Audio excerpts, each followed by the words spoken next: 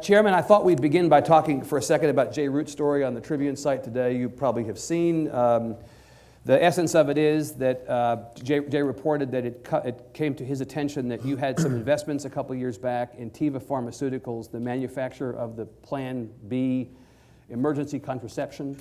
This was back in 09 or 10, I believe, the investment happened. It was sold, we believe, in 11. You said to Jay, didn't know that the investment happened, didn't know that the thing was sold. A broker did it independent of me.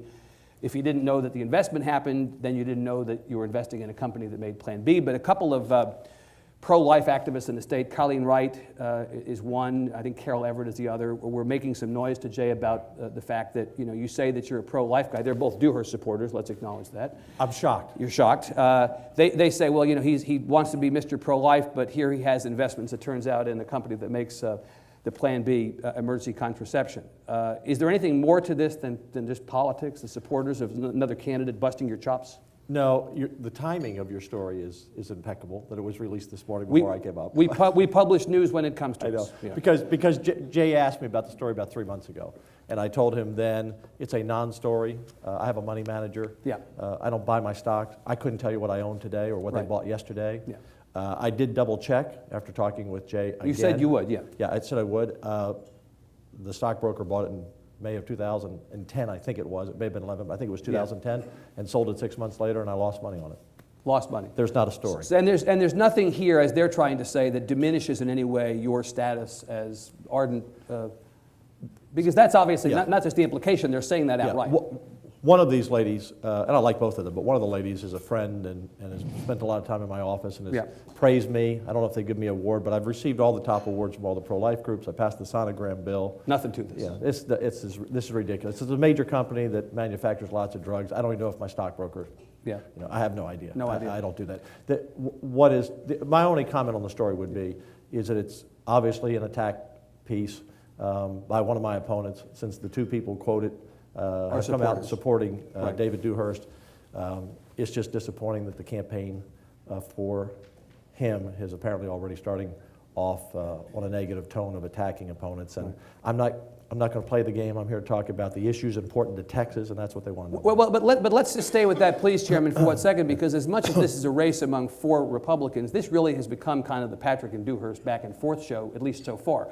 It's inevitable. You're running against an incumbent. Anybody running against an incumbent is going to make an issue of the incumbent's performance and record. And you've done that. Oh, sure. We can talk about policy. And you're going to do that. Well, obviously, the other two people in the race and myself are running because we feel we need new leadership and because there are policy differences. Right. And I think that's fair. You have to differentiate yourself of why you're running, and you point out those issues and how you might do things differently or would have done things differently. Right. I don't see those as attack, but when someone's digging through your personal statements and trying to find aha moment or a gotcha moment, Of course, that's politics. It's politics, but it hasn't worked for him in the past, and it won't work again. People don't. Let me try to understand, Mr. Chairman, where the worm turned. If I'm remembering correctly, a year ago in the Senate race, you had the opportunity to join your fellow conservatives, and no one would mistake you for a liberal. You were Tea Party before Tea Party was cool, right? Yes. You had the opportunity to join many of your fellow Tea Party people in endorsing Ted Cruz for the Senate, but you endorsed Lieutenant Governor Dewhurst. A lot of attention on you for having done that. That was a year ago. So clearly a year ago, you did not find him wanting as a politician. Maybe you were just trying to get rid of him as Lieutenant Governor, actually, and endorsing him.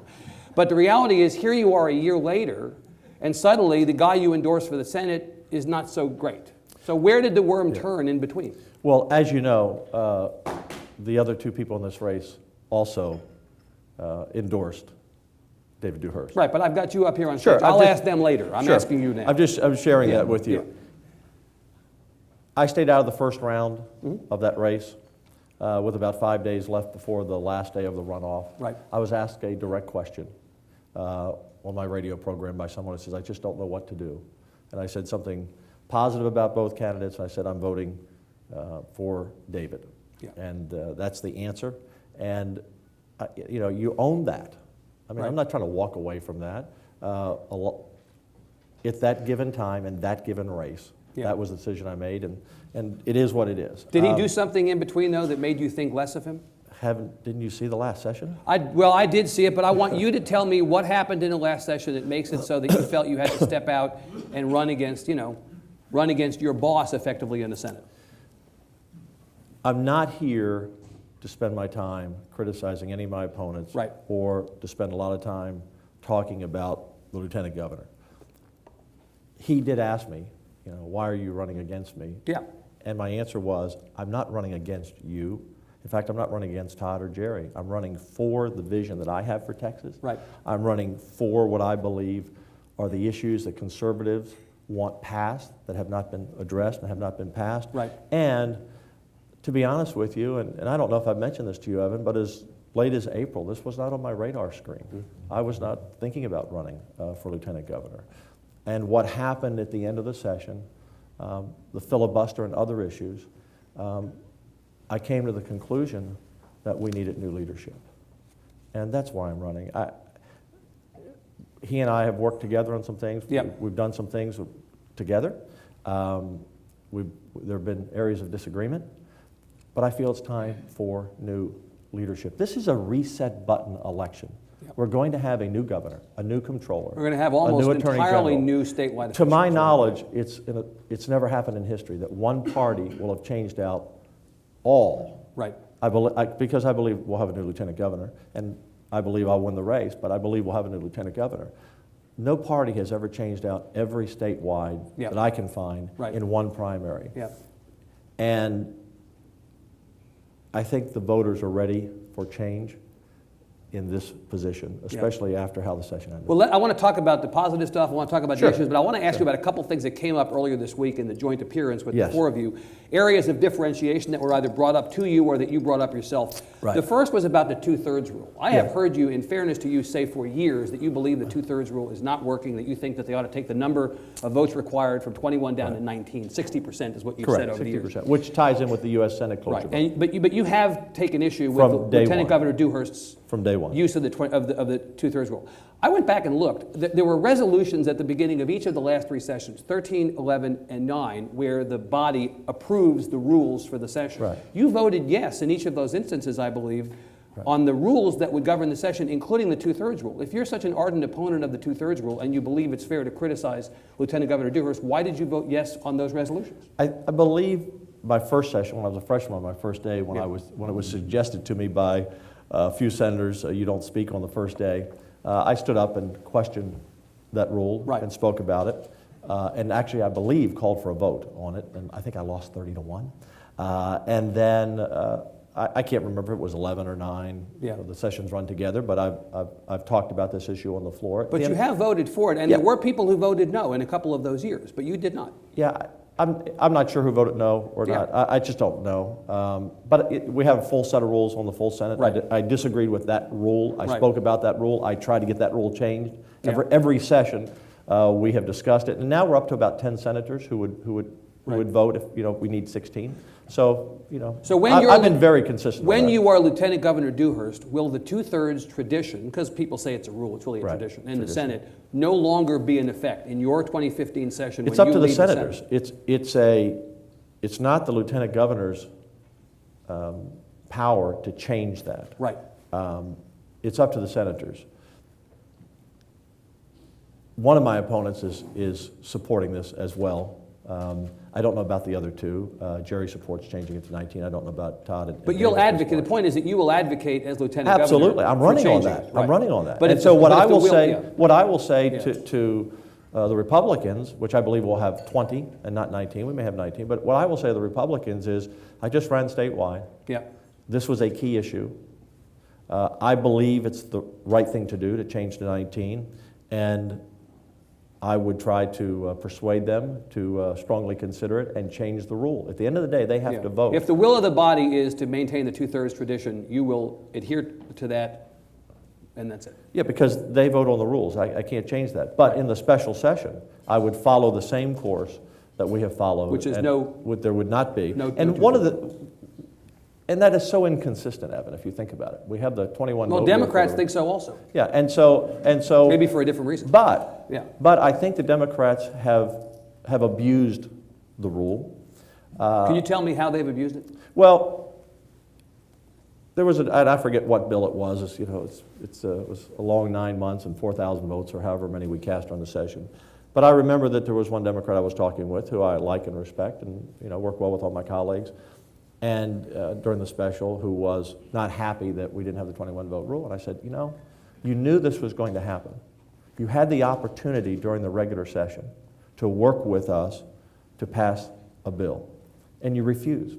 See, it's one thing to use the 21 vote rule to try to leverage to improve a bill, to get a bill passed that you can support. Right. It's another thing for 11 or 12 members to go like this. But maybe for some of the Democrats using the 2/3 rule in that way, improving a bill means killing it. But if you know a special is coming without it, and it could be on the call. Well, then you own the consequences. And that's all I You said own to the that senator. consequences. That's exactly what I said. You had a chance, Right. so you can't blame us now. The 21 vote rule, and I've talked about this on the Senate floor many times again, and it was really designed for one party, I believe. Yeah. It wasn't really brought into prominence until the 50s, when the Democrats, which pretty much controlled, they were all the senators for the most Right. part, they were trying to find a way to, amongst themselves, how to bring a bill to the floor, and so if you had, and you didn't have all 31 Democrats, but you had the vast majority. Had enough. And that's how they used it to try to decide who's going to bring. If you can get enough of your colleagues to bring a bill, to bring it forward. So we know where you stand, and you're going to leave it to the will of the Senate. It's That's will of the fine. Senate, but I'm going to do everything I can to persuade Right. the Republicans who return To join you. to join me and change it. What about the issue of Democratic chairs? You also busted the Lieutenant Governor's chops about that earlier this week. He got into a little bit of trouble for saying, well, I only appointed Democrats to chair 5 committees, and they were all the unimportant committees, is what he said. Do we have any Democrat senators here? Senator Zaffirini, how are you? Yes. I wonder how she feels if she's chairing an unimportant committee. I think she'd be happy to be chairing a committee again, actually, right? His issue with her was different than that issue, I think. But the point Well, here she is was still chairing a committee. on the old committee. But the point is on the Democrats chairing these committees. Yeah. Are we to take from your criticism of the Lieutenant Governor that you will not appoint any Democrats to chair committees? What I said was, and I wasn't busting his chops, I'm talking about leadership issues. Okay? The issue is, Evan, we have 18 committees. Yep. A third of those are chaired by Democrats. Half of the Democrat delegation are chairmen of committees. Isn't that proportional roughly to the body as it is? I'm just giving you a number. Right. Okay? Yeah. Half of them. Meanwhile, we have 19 Republicans, and there were a few freshmen, and freshmen Right. are usually not chairmen or not chairmen. But we have some great conservative Republicans who I believe should be chairs and are qualified to be chairs. Right. And we are the majority party. We do have a Republican lieutenant governor. The voters out there work really hard in the grassroots to elect Republicans. Yep. And so if the grassroots and the vast majority of the voters in the state are electing Republicans to position, then I think that Republicans should have a key say in the bills that come before committees and the bills that pass.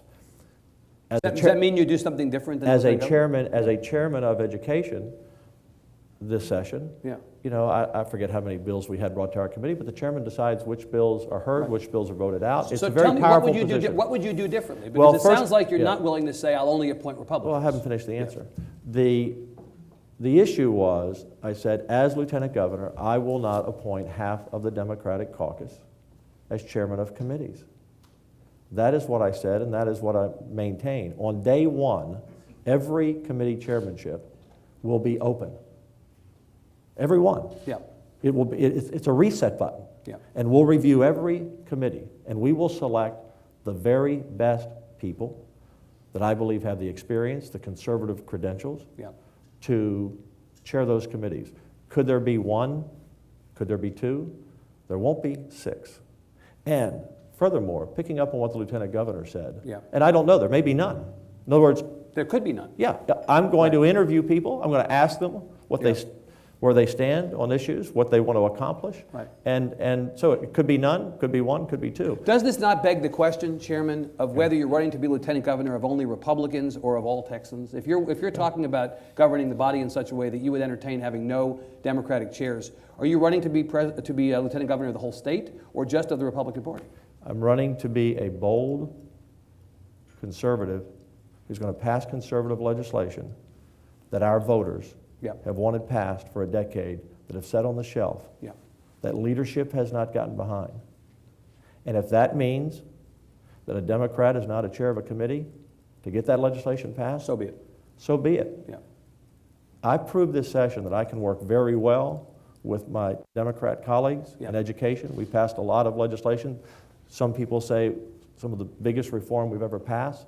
And I passed it. A lot of the bills passed 28-3, 29-2, 31-0, because I listened. Just because they're not chairman of committees doesn't mean they're not going to have input, doesn't mean we're not going to listen. But you recognize, Chairman, that if you took the step of having no Democrats be chairman, it wouldn't be unprecedented. It would be almost unprecedented in history of the Senate. It would be a big step to take. I intend to take big steps as lieutenant governor. It's time we had a lieutenant governor that takes big steps, and be respectful of the other side. But one other issue, just out of that to conclude on that, I thought it was interesting that lieutenant governor didn't know how many chairmen of committees were Democrats. He had his number wrong. He didn't know how many committees there were. Right. But the most telling thing he said, and they're not important committees. What does that really say? First of all, it says, if they're not important, why do we have them wasting taxpayer money to fund those committees? If they're not important, get rid of them. But I would differ.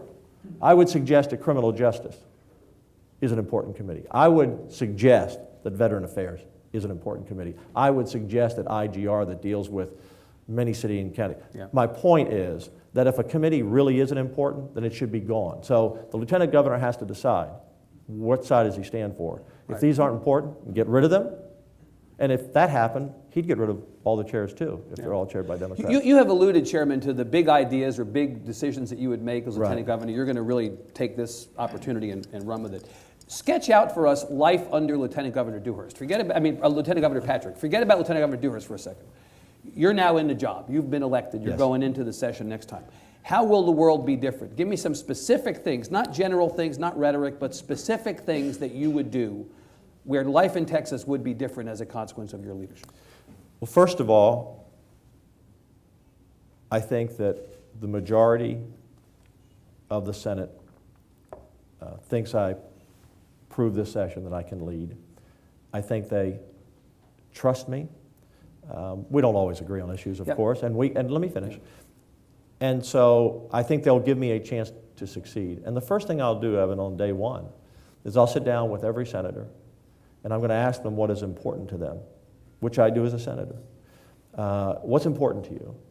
And if it doesn't violate my principles and values and expand government and cost taxpayers, I'm going to say, count me in. Now let me tell you what's important to me.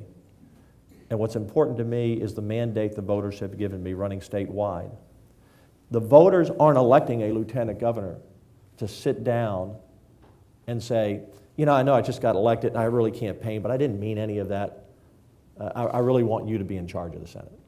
Because that's really kind of where we are because of the 21 vote rule. The Democrats, the 19th and 20th, or the 20th and 21st vote control the bills. It either waters down a bill, changes a bill, or blocks a bill. Right, but that's not Lieutenant Governor Dewhurst's fault because, as you say, the members control the body. I'll just leave it at that. My suggestion is the Democrats, as the minority party, are really controlling the agenda. That's why we had 3 special sessions. That's why it took us 90 days, which it should not have, to pass 4 bills. So as lieutenant governor, I'm going to sit down with every member and find out what's important to them and how I can help them be successful, Republican or Democrat. Again, if it doesn't violate my principles, values, those are the people I represent, and expand the size of government. Then I'm going to tell them what's important to me, and I'm going to ask them for their help. The next thing I'm going to do is I'm going to show up for work. I don't know what the percentage of time the lieutenant governor was not there this session, but it was significant that he was not even on the Senate floor. I would never leave the Senate floor in the middle of any debate, particularly a key debate, and go to a restaurant to have a glass of wine. It would never happen. I can't imagine anyone doing that. That was disrespectful of the senators who were there for 12 days and the people.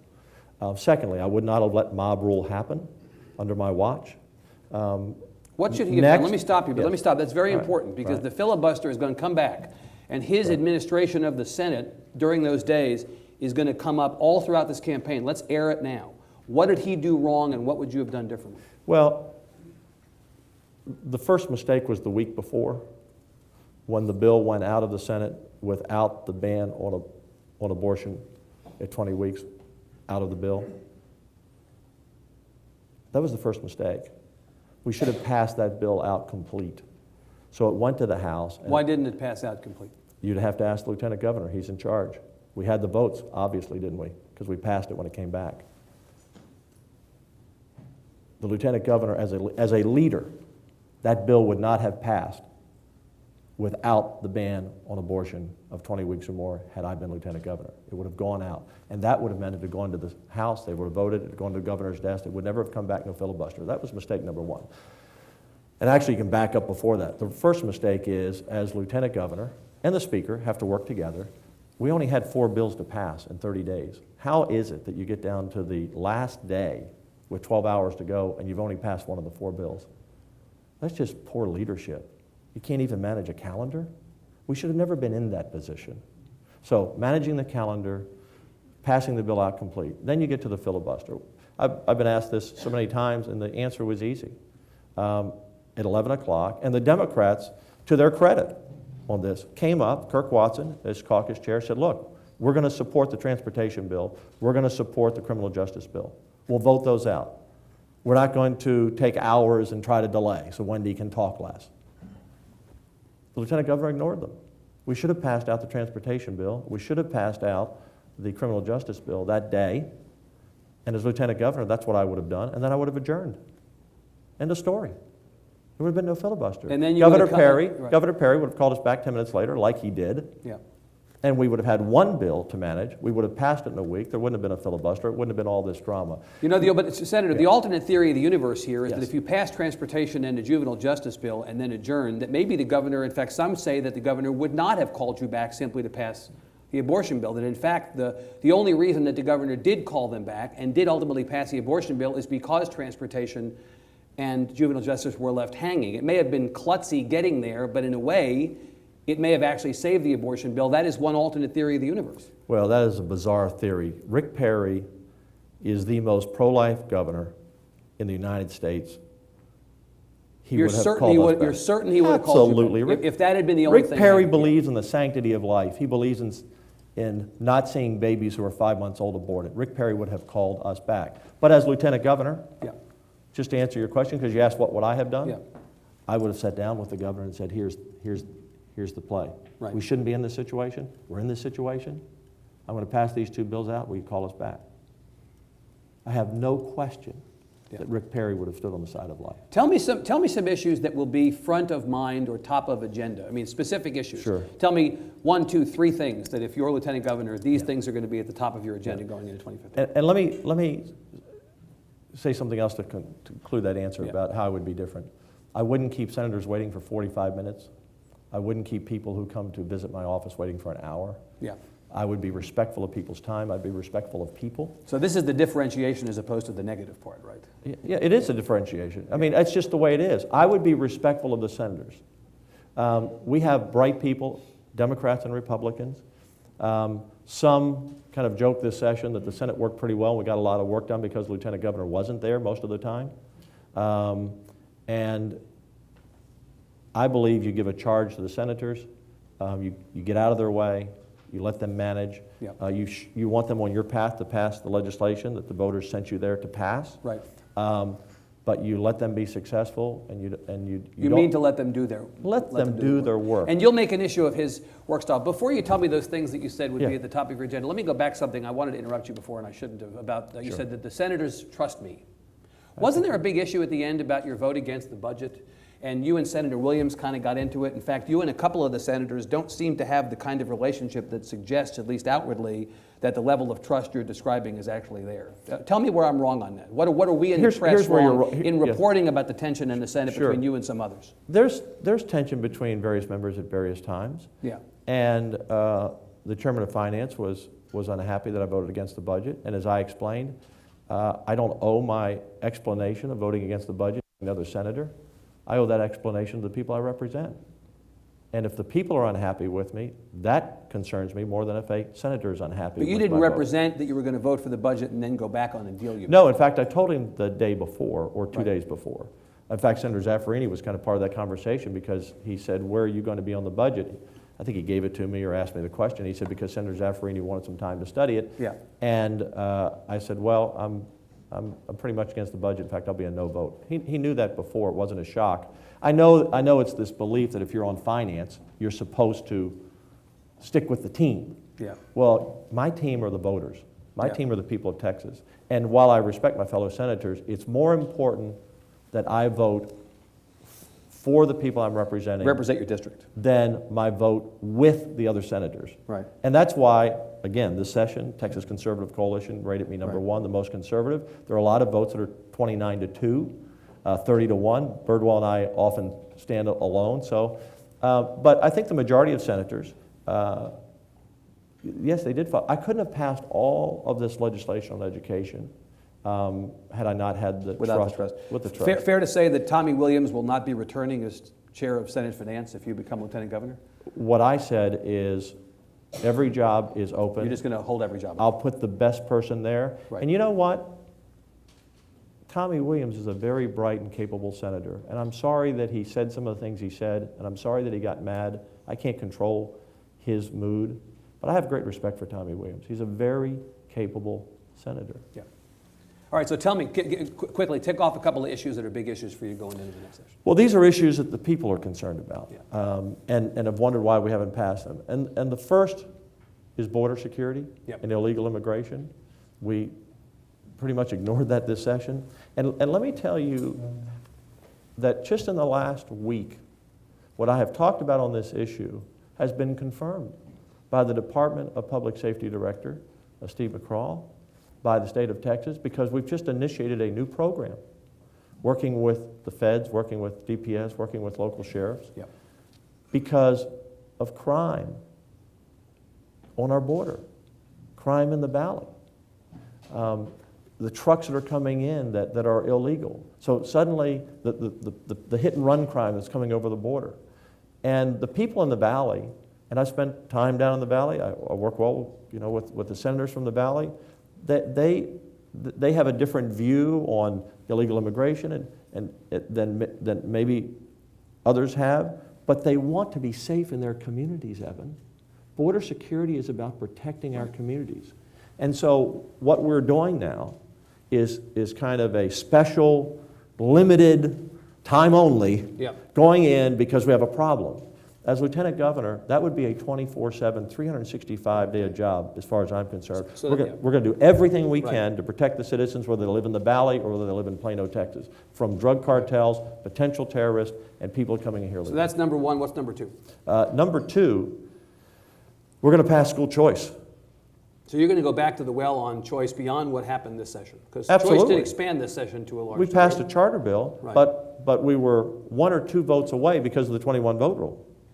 On allowing parents who have children who are with disabilities to be able to choose the school of their choice. I can't believe that there's one senator, Evan, who would say to a parent with a child who's disabled, I'm sorry, you're forced to go to the school even though that school can't help your child. That's unconscionable to me. I understand the politics of it, but we have to rise above politics and do what's right for our citizens. And on school choice, let me tell you something else. The inner city minority community demands it. They're not necessarily my voters, but I'm fighting for inner city minorities where we have a 40 to 50% dropout rate, where we have thousands on wait lists for charters who demand choice. We already have choice, Evan, in our state. If you're rich enough, you can send your child to any school you want. And if you're mobile enough, you move to the suburbs. People don't sit in traffic, as I did on 35 this morning, because they like sitting in traffic. They move to a better school district. But the votes weren't there, and as lieutenant governor, what can you do to change that? Lieutenant Governor, I'll pass that bill. What do you do about the votes that are just no? I don't have to walk through the process with you. We will make the case, and we will pass that bill. And if it can't be passed in regular session, then in special session, it will pass. Let me tell you something. We saw what people really believe in the special session. because I filed the school choice bill Yeah. when we didn't need 21 votes. Lieutenant Governor didn't fight for it. He didn't ask it to be put on the call. Of course, it wasn't his decision. It was the governor's decision, right? He asked the governor to put these other bills on the call in the first session. My point is, we'll pass school choice next session. And I just want to go back to this issue, though. Yeah. You talk about partisanship or representing Republicans. This issue impacts Democrats more than it impacts Republican families, because our failing schools are in our inner cities. I believe Royce West has 31 or 36 failing schools in his district. We have 500 schools. Now, you're well-to-do. You can send your kids wherever you want. But can you imagine being a poor parent in the inner city whose son or daughter is zip-coded to a school that the state of Texas says, ma'am, it's a failing school, and we demand that you send your child there? That's unconscionable. It's immoral. It's not right for that family, and it's not right for the state of Texas. And further, when we had testimony on one of our school choice bills, 2 busloads of African-American parents, grandparents came down from Fort Worth. And it was such emotional testimony. But the last man who testified, I forget if he was a father or grandfather, I can't even bring I'm very passionate about this because I believe in it. Right. When you rob a child of a chance of an education, you rob the child of a future. 43% of people born in poverty in this country die in poverty because of an education. And I'm going to fight for this, Evan, and I'm going to pass it because it's the right thing to do. But this grandfather got up, he was the last witness, as I recall, and he said, you know, and he looked at all of us, black, white, and brown on that committee, Republican and Democrat, rural and urban. He said, I'm offended that I have to come here and get your permission where to send my son to school. And he was right. So you think as Lieutenant Governor you can make that case and that'll be the second? Not I think. You know. We're going to get it. We're going to pass border security. We're going to pass school choice, and we're going to pass property tax relief because that is obviously we're going to grow our jobs and grow our economy. Yeah. But people are going to be taxed out of their homes. You should not pay off your home in Texas and have to rent it from the state for the rest of your life. People cannot afford property tax. I want to bring the audience in the conversation in a second, but I do want to ask one last thing before we do, and that is I want to ask about the negative case that will be made against you. Surely, if you talk to the campaigns around the edges, they're already starting to make it. Okay. They say, we're going to go at Dan Patrick personally. We're going to talk about his bankruptcy. I gather you talked about your bankruptcy quite passionately and emotionally on the stump this week. Your personal bankruptcy, is that right? I think I mentioned it. Yeah. So they're going to talk about bankruptcy. They're going to call you Dan Gobe as opposed to Dan Patrick. They're going to say he changed his name. There's something weird about that. Right. Every time we hear the Lieutenant Governor calling the Allen Police Department on audio, we're going to then hear your on-air vasectomy from when you were a radio reporter back in the day.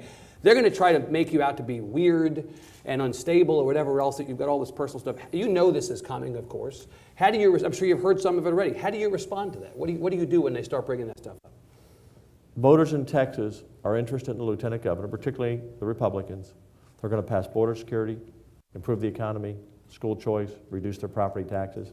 I have an 8-year impeccable track record in the Senate. Yeah. The top conservative. I passed a lot of legislation, whether it's putting In God We Trust in the Senate, Under God in the Pledge, passing a business tax cut, passing the sonogram bill, the RU 486. People know where I stand. People are not interested in those kind of attacks. Yeah, maybe it's a headline they read for the day and think it's interesting. But you're respecting them. Of course. And look, I live a real life. Right. Okay, so, and I wrote about it in my book. I've been on the radio for 20 years, Evan, talking about these things. Does someone want to grab, I don't know how many, have I done 2,000 shows? 50, I don't know how many shows I've done, hours on the radio. Does someone want to grab something and say, aha? So let them do it. Does Dan went broke in 1980. Yes, so did a lot of other people, but you know what? It's what you do after you fail that counts. That tests your character. You get up, you dust yourself off, and you get back in the game. That's what you do. And I became one of the most successful independent radio operators in the country. And that has blessed my family, and that's allowed me to bless others. And so I learned from that. It made me the fiscal conservative that I am, because I'm 63 today. I was 35 then. You know, Ronald Reagan was still president. It's a long time ago. And people who are going to vote for me are going to say, you know what, that's a real guy. Yep. You know, because they understand those things. And I don't know what else you brought up. No, they're voting on the substances. They're voting on the substance of the issues. And I've made my share of mistakes in life, as most people have. I own them. You learn from them, and hopefully you get better. And that's it. And that's it. Okay. Let's acknowledge that Senator Patrick was kind enough to come in here and answer these questions. Thank you very much, sir, Chairman.